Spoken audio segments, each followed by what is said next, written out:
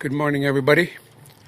My name is Stan Thomas, elder from the Tsleil-Waututh Nation. I'd like to welcome to our nation here, community. We are here today to energy that the TWN put the panels in behind me back in 2020. Clean air emission people, I welcome you here to our nation also. Try not to be too long, but when I first seen this put on the hillside here way back, I was all excited to see all the panels going up, and good to see that people are going to come share some news with us. And behind me is my nephew who's going to share a song, the nature song. So, welcome everybody to William.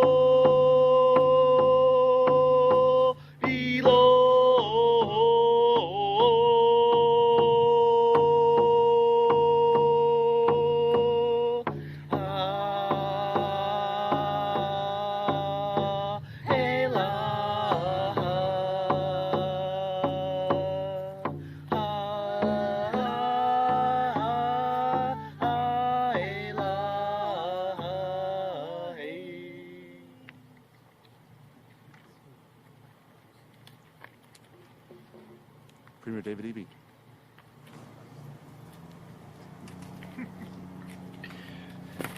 Thanks very much, Elder Thomas, and thank you, William, for the welcoming song, and thank you to Chief Jen Thomas and to Tsleil-Waututh Nation for welcoming us onto their territory here today for today's exciting announcement. It's a beautiful day here, and MLA Susie Chant wanted to join us here today, and unfortunately she wasn't able to. She does a lot of work with the nation here, and she sends along her regards to you, Chief, and to the people here at Tsleil-Waututh Nation.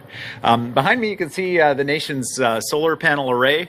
The Chief advises me that she puts her son to work scrubbing those solar panels, and it gave me some ideas for my own kids about how I could put them to work as well better at our house. But what you see behind me here in these solar panels is just a great example of innovation and leadership here at Tsleil-Waututh Nation. This is a project that started small with the idea of producing enough power just to cover the needs of the local childcare center. But it's grown to be the largest solar panel project in all of Metro Vancouver. It saves the nation about $30,000 a year in electricity costs. It's just one example of how Indigenous peoples are really part of the key leadership in the transition in our province away from fossil fuels and towards sustainable energy. And it's going to take all of us working together like this for the transition that's ahead to fight climate change. Because in our province, you can see the impacts of climate change all around us. It's hazy here today in the Lower Mainland due to forest fires that are taking place. And the federal government has told us that we're in line in Canada to see the worst forest fire season in 100 years. And here in BC, sadly, this is not new news to us. We've seen impacts here from heat waves to floods and mudslides that destroyed homes and highways. And certainly I don't think it's unfair to say that BC has been disproportionately impacted by climate-related emergencies. But the positive news is that BC is also uniquely positioned to thrive in a low-carbon economy, a low-carbon environment and future. And as a government, we have a responsibility to lean into that moment. And as a people, British Columbians already are. We see British Columbians adopting electric cars at a rate that leads not just Canada, but is routinely back and forth number 1 and 2 with California to lead North America. We see British Columbians choosing efficient electrical heating and cooling options in the form of heat pumps. And we see BC businesses leading the way, everything from mines to marine ports to use electricity to decarbonize. It's all good news, but it brings with it a growing demand for clean electricity in this province. We're working with First Nations in partnership to generate the clean, renewable energy we need to meet our climate goals while moving us forward as a clean energy leader. There are people out there who say that we need to respond to the climate crisis by always saying no to development, regardless of the cost to jobs and opportunity. And then there are other people who say, look, all development needs to go ahead, no matter the cost to our environment or to the climate. We see a better way forward. We see a future where our growing province is fueled by BC's abundance of clean, renewable electricity. And it's BC Hydro's filing with the Utility Commission today that sends that clear message. The need for clean energy, including wind and solar power in our province, has accelerated. BC Hydro's filing indicates we require about 3,000 gigawatt hours per year of renewable energy starting as early as 2028, a full 3 years earlier than previously estimated. To put it another way, that's enough electricity to power 270,000 homes in our province. We need to act now to meet this growing demand and to ensure we stay on track with our climate goals. That's why we're here today. For the first time in 15 years, BC Hydro will be launching a call for new sources of clean and renewable energy.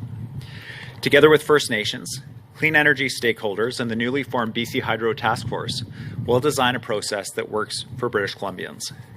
And we're committed to working with nations on options for Indigenous partnership in this work. I look forward to applications opening as soon as next spring. Now, it's important to note, this is not a return to the standing offer program. This is a new process, a competitive process that will work with independent power producers to deliver the power that we actually need and that is cost competitive. For too long, BC Hydro was forced to purchase hydro at the wrong time. It was too expensive. And that was ultimately the wrong choice for families who had to pay for that unnecessary hydro through their bills. We're going to do things differently with better planning and fair pricing that are going to keep costs down while meeting the demand that's out there in our province. And by recognizing the incredible potential of Indigenous-led clean energy projects. We've seen what can be accomplished here in Tsleil-Waututh territory. And further south in the Columbia Basin region, solar panels have been installed on 31 newly built homes. This helps reduce costs for residents and created training opportunities for members of the Shuswap Indian Band, for the Lower Kootenay Band, and the Tobacco Plains Indian Band.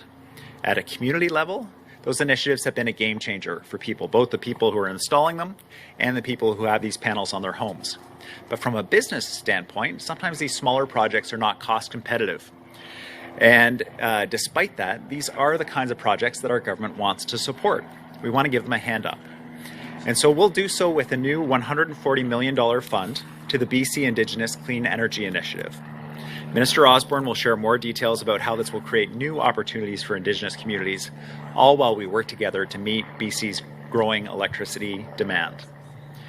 If the last few years have taught us one thing, it's that we're strongest when we work together as a province. Industry with First Nations, workers and businesses, all levels of government and Crown corporations. Everybody working together to build a stronger future for our province. There are few challenges ahead of us bigger than climate change. But when I look at what's already been accomplished here in the Tsleil-Waututh Nation, by Indigenous communities around British Columbia, and by BC Hydro to power our future with clean electricity, I know we can deliver results today and position our province for long-term success in a low-carbon future. I can't wait to see these clean energy projects power up over the years to come. Thank you very much.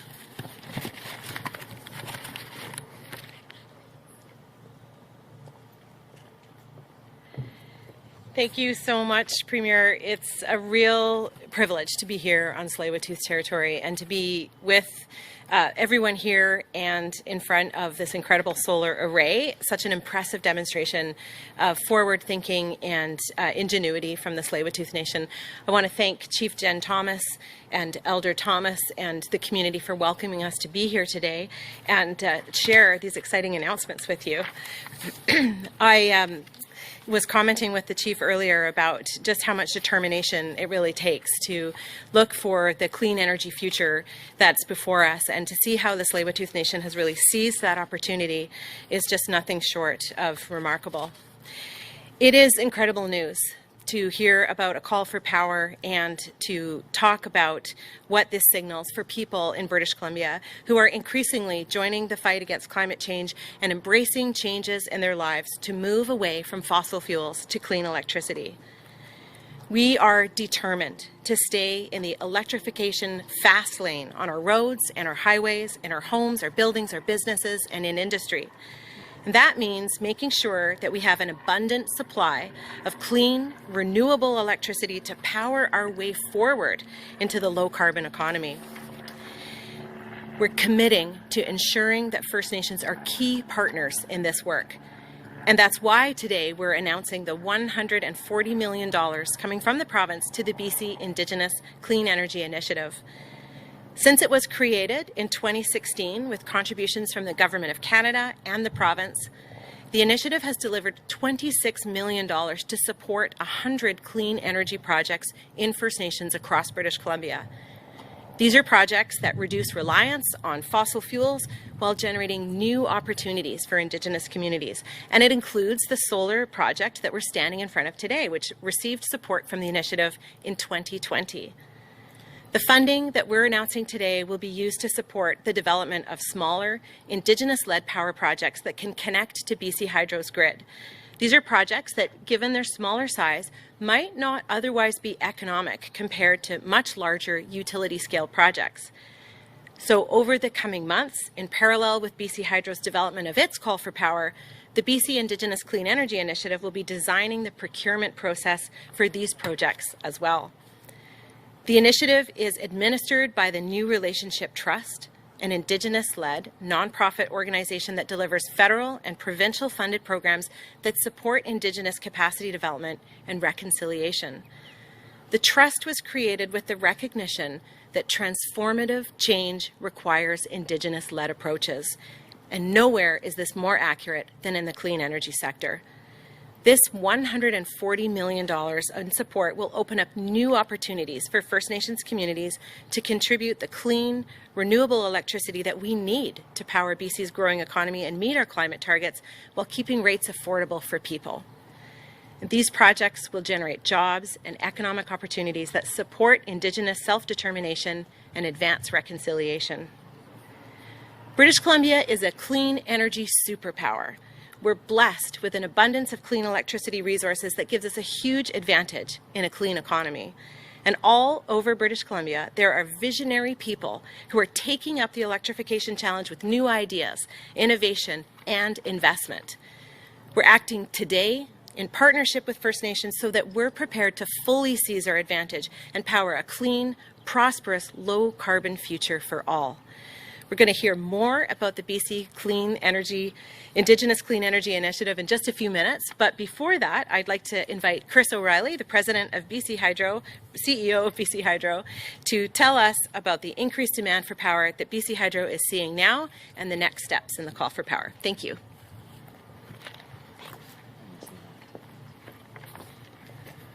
Well, thanks so much, Minister Osborne, for your kind introduction, and good morning, everyone. I want to say first, I'm so thankful for the generous welcome from Chief Thomas for welcoming us into your territory today.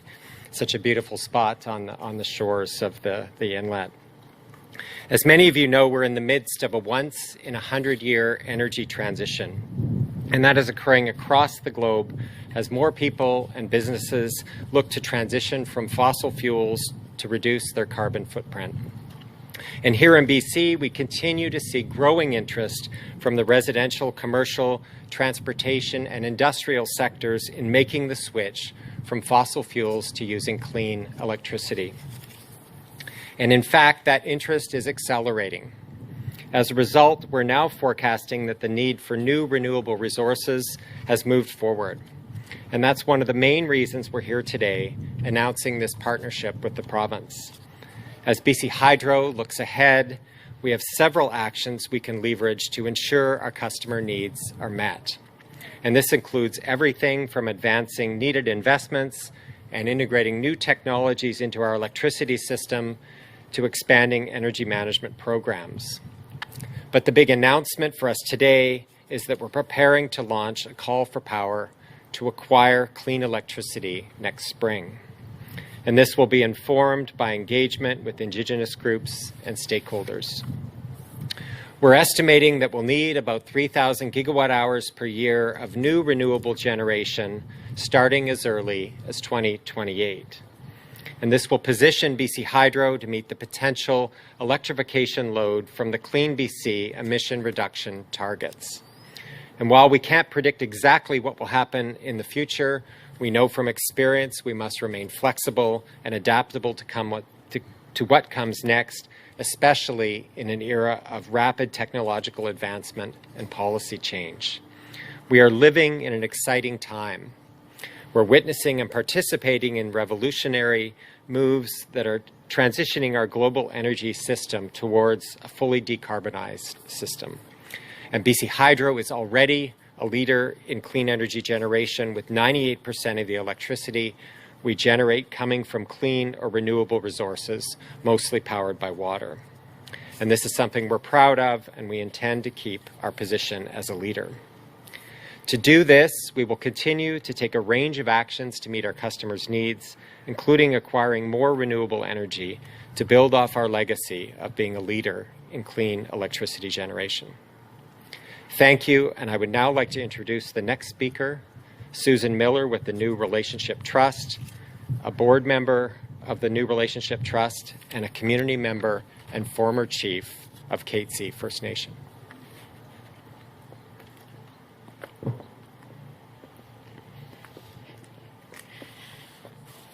Good morning, everybody. I'd like to begin by acknowledging that I'm in the territory of the Tsleil-Waututh First Nation, and I thank Chief Thomas for inviting me into your home.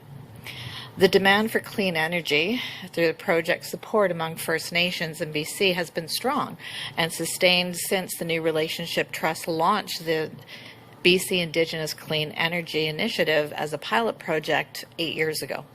In that time, we've dispersed more than $21 million in funding from the provincial and federal governments to 63 First Nations in this province.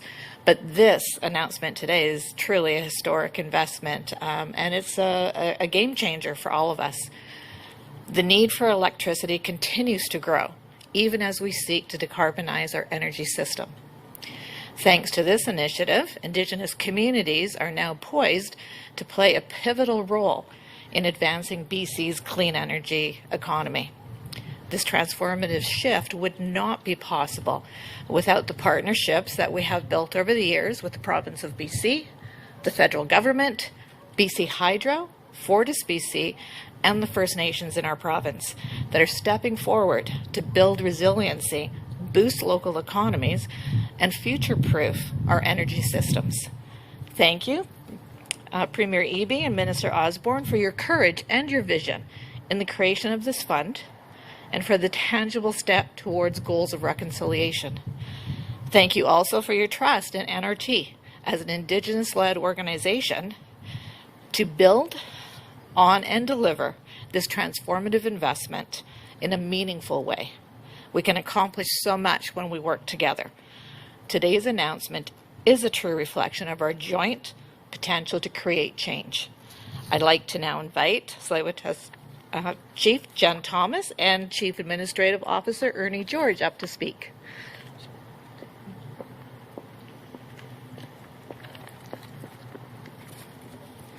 Good morning, everybody, and thank you for being here with us today. I want to take this time and thank Premier Eby and Minister Osborne for coming to share this exciting news here in Tsleil-Waututh Nation. You know, I just want to thank our past and present leaders also for always having that forward thinking and, you know, thinking about our climate change and our how to live better lives, not only for our nation, but for everybody here in the province. You know, these solar panels, there's 338 panels, and 80% provides energy to our administration building there. You know, I actually didn't know how much money we were saving, so thank you, David, for saying it was 60,000? 30,000 we're saving there a year, and, you know, that's a lot of money. It's a lot of energy, and you know, we hear from our members about the lights being left on a regular basis, and you know, we have to tell them that, remind them that it's our solar panels providing that energy to there. But that's not only this is only one of the projects that our Chief and Council, our nation, is working on. We're also working on housing renovations. You know, we're providing energy efficient homes to our members, so we're not only doing that, but we're bringing up the pride in our people. And we just got a report actually from our climate change staff, and we've done 9 homes altogether, and our rebates back to BC Hydro and Fortis, you know, was $65,000 just in rebates on renovations of these homes. So, you know, that's only 9 homes out of 100 homes that we're doing, and that's going to be a lot of money saved also, not only for the nation, but for our members, for their energy. You know, some of our homes have electric boards heating for their, you know, that's how they have the heat in the homes, and some of our members are paying $800 to $900 a month just to keep warm. So we're taking those out of these homes and providing safer, affordable energy to keep warm.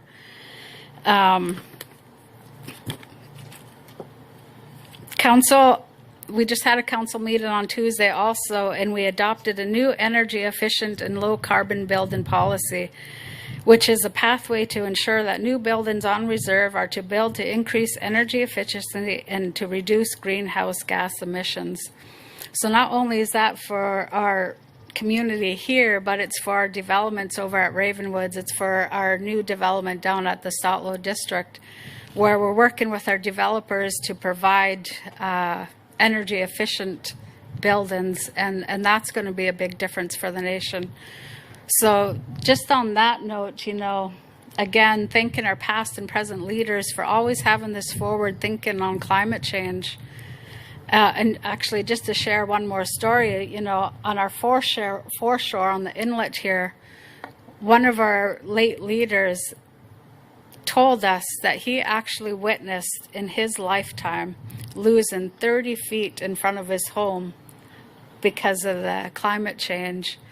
And I was out there paddling one day in the canoe training, and I literally saw a tree fall into the water because there was no more dirt underneath it, you know. So it's happening right in front of our eyes. Climate change is happening, and so I'm very grateful for this announcement today. Thank you everybody for being here today.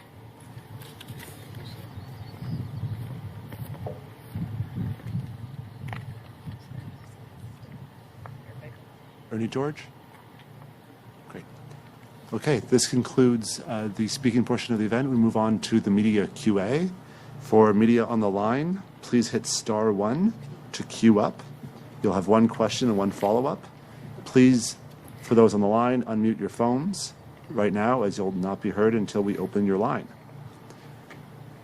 Start things off. We'll go with Mira Baines, CBC. Mira, your line is now open. Thank you. Thank you for taking my question, Premier. I wanted to ask you about the letter to the federal government from premiers and territorial leaders and the ask for more infrastructure funding in light of interest rates going up, etc. Can you go through your concerns here in BC, and are there particular projects that are of concern with some of the interest rates going up? Sure. Thanks, Mira. We're looking to the federal budget process.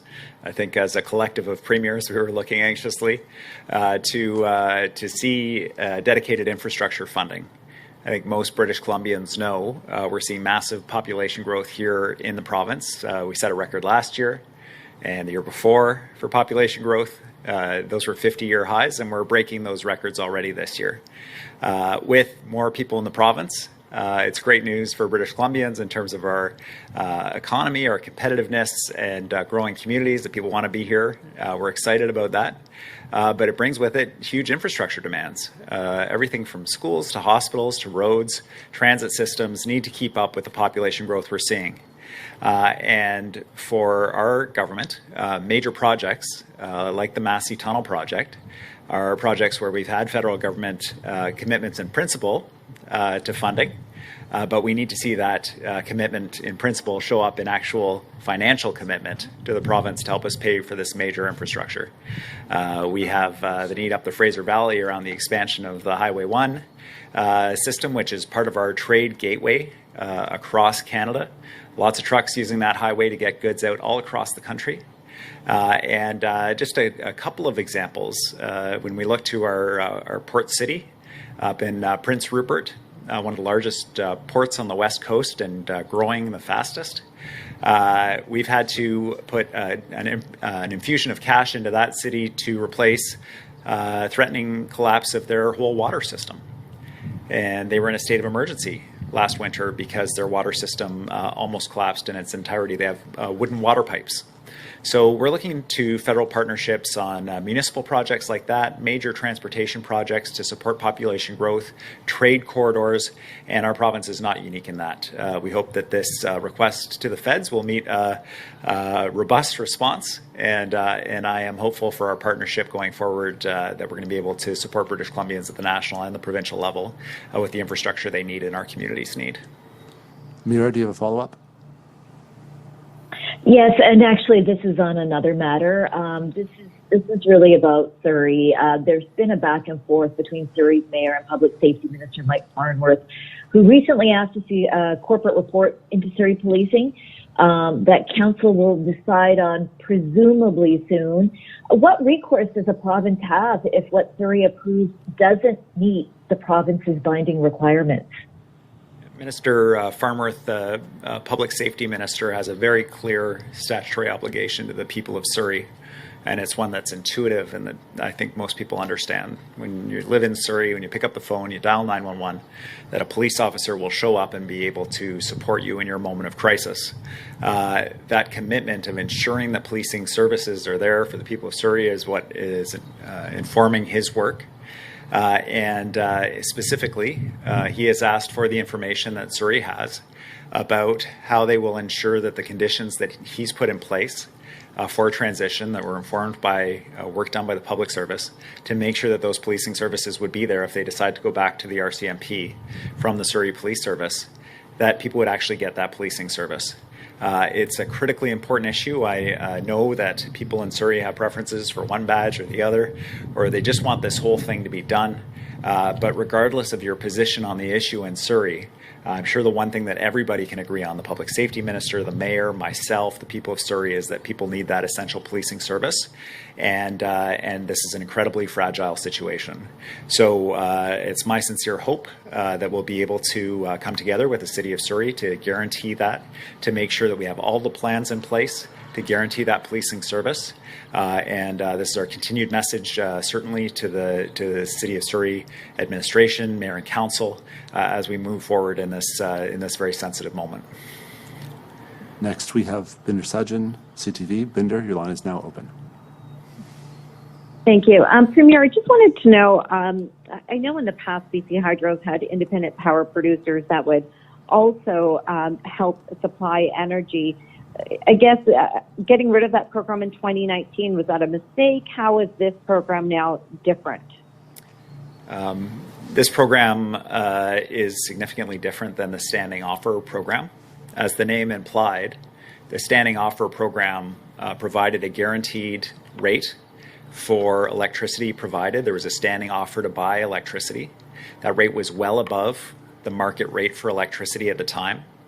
And it also was independent of when the electricity was provided, so it resulted in a large number of what were called run-of-river projects that provide hydroelectricity during the spring freshet, when the snow melts and comes down the mountain, driving the hydroelectricity at that one point in the year. Hydro was required by law to buy all of that electricity, whether it was needed or not, above the market rate. They often had to sell it at a loss. That drove up their costs, which meant it drove up really the cost of everybody who has to buy electricity. In the business community, increasing costs for businesses. At home, increasing costs for families. That program did not work, and we're not repeating it. But this program is different in that BC Hydro's projections are they will need this electricity. They are calling for proposals where they will be able to select proposals that provide the electricity when and where the province needs it, not at other times when it's not needed. And it's a competitive rate. It's not a standing offer, a fixed rate that electricity will be provided at above the market level. People will be essentially bidding to provide electricity to be competitive with other projects. And to make sure that Indigenous peoples are key partners in delivering this electricity, often projects that Indigenous communities, First Nations bring forward are smaller projects in scale, not necessarily. Sometimes they're quite large, but often they're quite small and not as cost competitive. To make them cost competitive and give them that hand up so they're able to compete in this process, we've announced $140 million with the New Relationship Trust to assist those projects in being cost competitive to participate in this process as well. Binder, do you have a follow-up? I do, and just touching on climate change, they're hearing about how, the soil's gone, so the trees fall into the water, and just wondering, is this action sort of quick enough?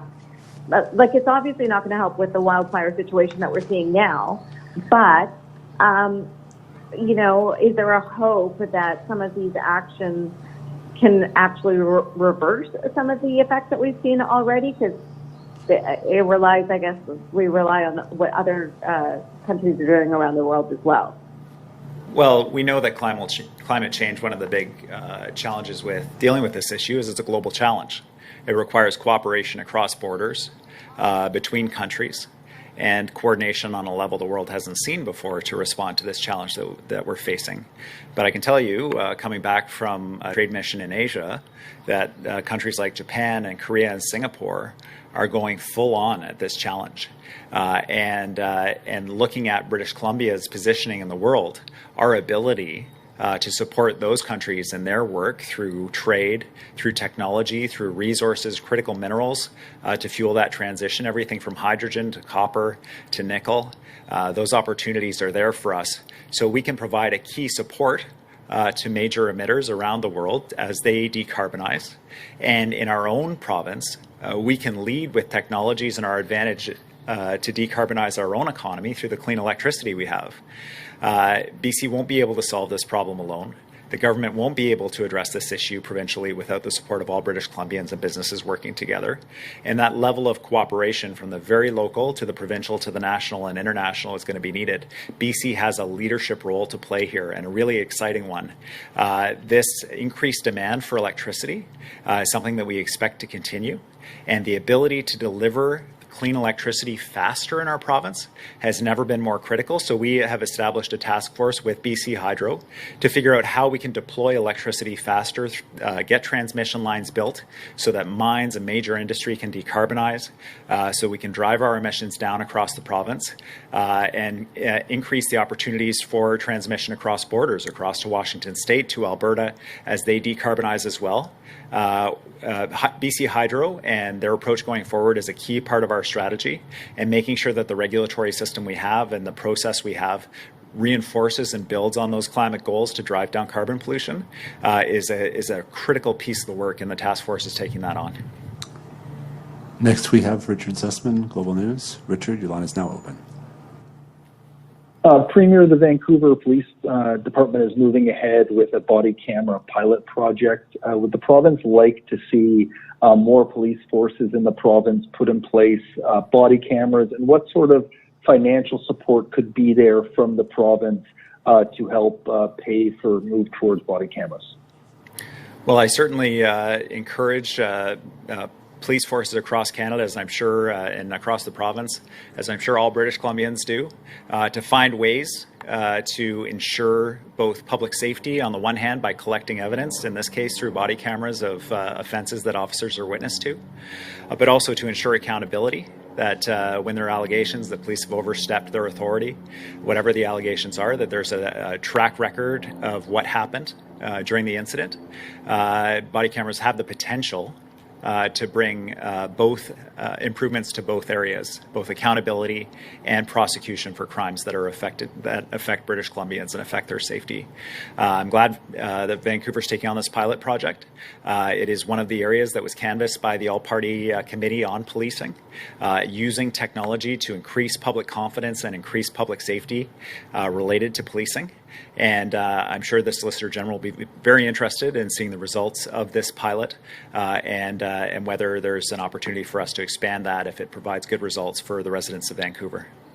Follow up, Richard.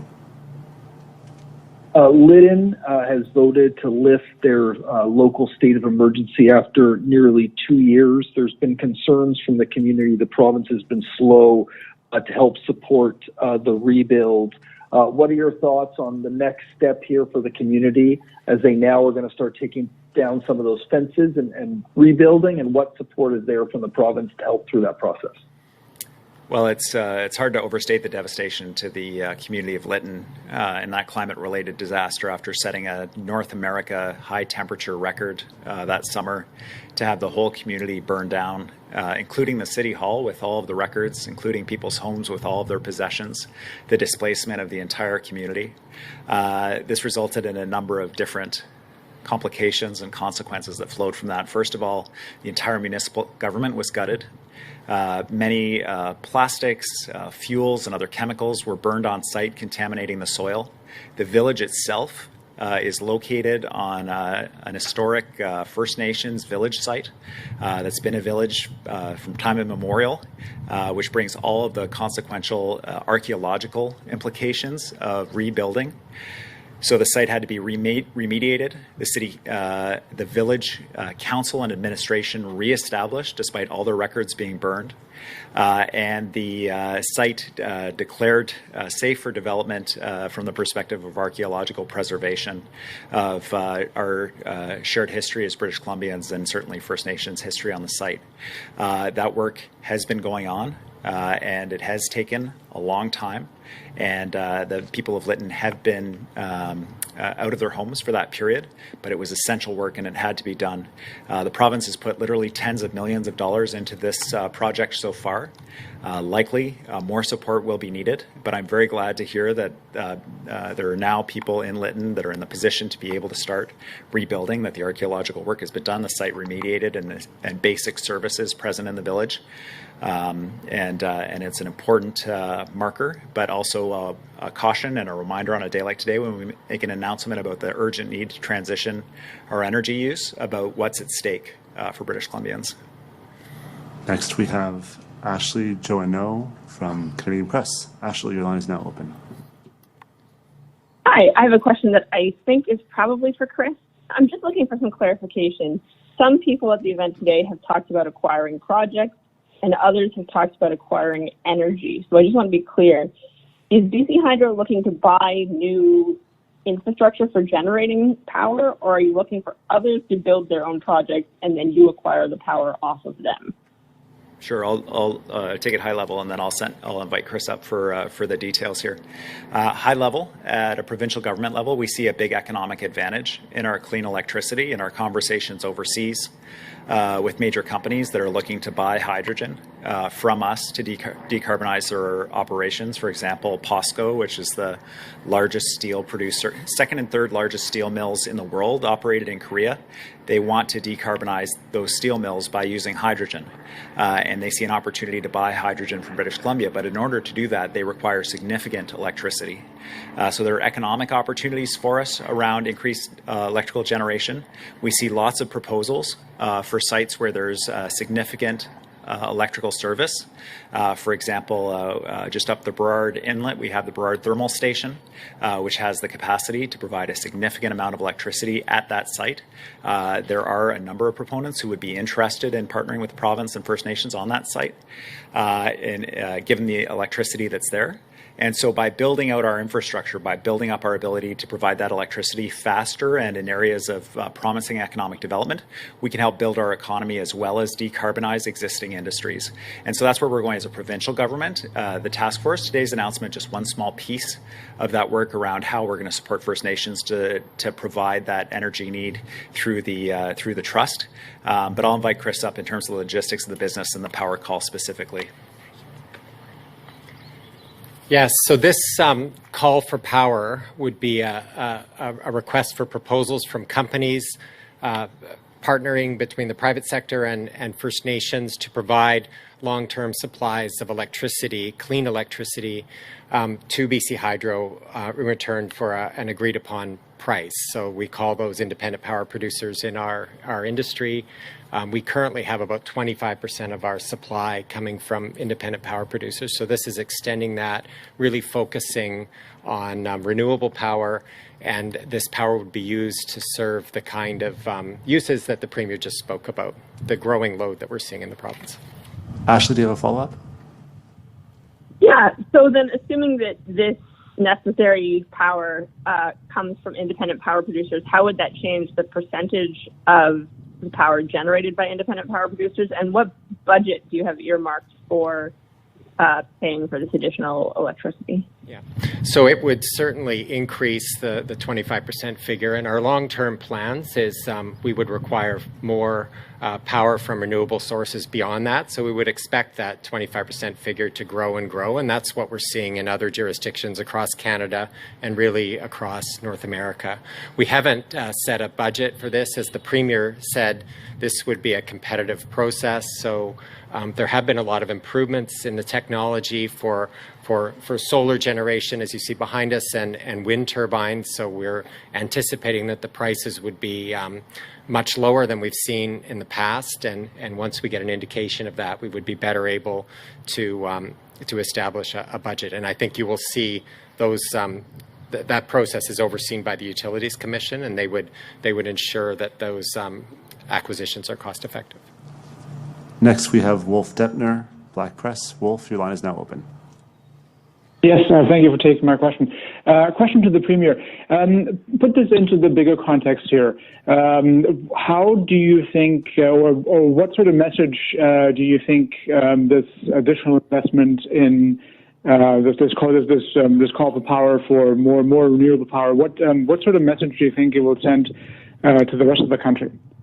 Well, there are a few messages, obviously, that I hope this call for power sends. One is BC is looking for innovative partnerships around power generation. We want to be a leader in generating clean and sustainable electricity here in British Columbia, and this is the place to be if you're doing that kind of work. The second is to industry. and that's certainly across Canada, is that we have clean electricity. We can assist you in driving down your carbon emissions if you choose to locate here in British Columbia, and we will have capacity, and we will bring on capacity to be able to generate the electricity you need for your business if you choose to locate here in British Columbia, and to ensure that business is low carbon. The third message is to British Columbians, and I don't mean to send that message outside of our borders, but that one of our big advantages here in British Columbia is the ability to offer low cost, low carbon, reliable hydroelectricity. That's a huge advantage to us. It comes to us through having our Crown Corporation, BC Hydro, be publicly owned. And the message for other people across the country is we're here and ready to help you with your power needs, thanks to the position that we have as a clean energy superpower here in BC, and to help you with some of the high rates, frankly, that other provinces may face because they don't have that same opportunity to access resources or higher carbon sources of electricity. Wolf, do you have a follow-up? Yes, thank you. You already mentioned some of the potential synergies with the hydrogen sector. Which other sectors might find some interest in this development? Well, generally speaking, in terms of where we'd like to go as a province, is we would like every area of industry and certainly people in British Columbia in their home energy use to be looking to use clean electricity instead of fossil fuels. So if you're looking to replace your furnace, that you would look at a heat pump. If you're looking at buying an air conditioner, that you would look at a heat pump to reduce your electricity usage or to reduce your reliance on fossil fuels at home. But for industry, we are certainly hearing from the mining sector, from the natural gas sector, from the forestry sector, about the opportunities that they see around decarbonization, everything from their heavy-duty vehicles and medium-duty vehicles transitioning to either hydrogen or battery use, mining equipment transitioning to electrical use, electrifying gas fields to reduce emissions from that part of our economy, electrifying forestry operations to get away from emissions there, and reduce emissions of transporting wood over long distances. There's no industry in British Columbia that we are not looking at in terms of our opportunity to drive down carbon emissions and hit our targets. And electricity and fuel switching is a big part of that solution. Last question today goes to Alec Lazenby, BC Today. Alec, your line's now open. Hello, Premier. So for basically ever, the province has been reliant on, our abundance of water for hydroelectricity, which is why we've been able to decarbonize so quickly when it comes to the energy sector. With droughts and other things getting in the way of that resource, are you at all worried about our ability to keep on that pathway of clean electricity as we try to, as we have more need for more and more electricity in the coming years? So I think I'll turn this aspects of this question over to Chris, but I'll say that generally speaking, I think our province benefits from having a diversity of supplies of electricity. And one of the reasons why we're fortunate to be able to look to wind and solar to provide some of the electrical needs in our province is because we have the hydroelectric resource backing it up as a giant battery, so that when the wind blows and the sun shines, we can use the wind turbines and the solar panels, and when it's not there, we can release water from the dams and use hydroelectricity. That kind of robustness in the system, an entire ecosystem of low carbon energy sources, gives us a huge advantage as a province, and we need to keep working on that. But I'll pass it over to Chris on your technical question about water levels. Yes, thank you for the question. So we've always had to deal with variability in water levels from year to year, and the fact that we have large reservoirs and significant resources spread around the province helps us to do that.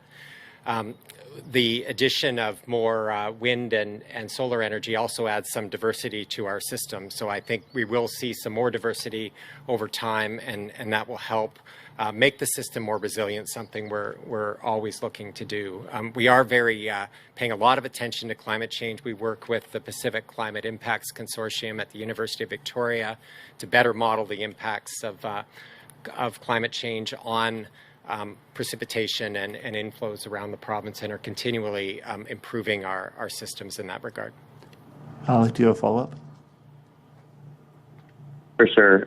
This question is for the Premier, and it's on a different topic. Data from BC Housing shows that between 300 and 400 women who use transition shelters every year are ending up either back in abusive situations or back on the street.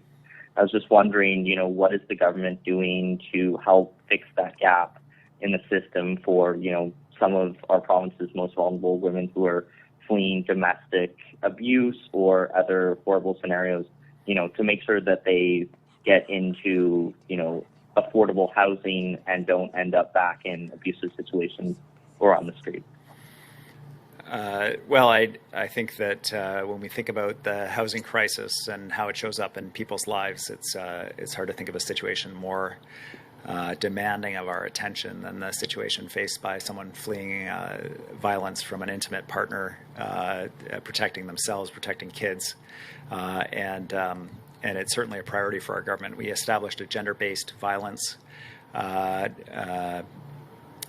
policy and work plan that came out of work done by Grace Lohr when she was parliamentary secretary responsible. She went around to various organizations that deal with intimate partner violence, support people fleeing intimate partner violence to identify what was needed. Housing was a big part of the recommendations that she heard about. That informed government's decision to increase funding for new transition houses across the province. We've had some delays in implementing those units. They haven't opened as quickly as possible, but that is one aspect of a broad concern I have around housing, that we need to build more housing faster, but certainly a particularly acute need. The transition house is meant to be just that, the place that you transition from into a safe new home. And that's something that we're facing in a number of different aspects of housing. Around supportive housing, when you don't need the supports anymore, is there somewhere you can go? When you're leaving hospital, when you don't need hospital anymore, is there somewhere you can go? When you're leaving a transition house fleeing violence, is there somewhere you can go? These are feeders into homelessness, and something we identified in our homelessness strategy, which is why we have a huge amount of urgency. BC Housing has 17,000 units under development right now across the province, building that housing that we need, including housing to serve women fleeing violence. And that work will continue. It's certainly not done, but it's a great example of, and a tragic example of the level of crisis and the impact it has on various groups, and disproportionately women and vulnerable women. Thanks very much. This concludes today's announcement. I'll call on everyone present to come together for a photo before closing the event.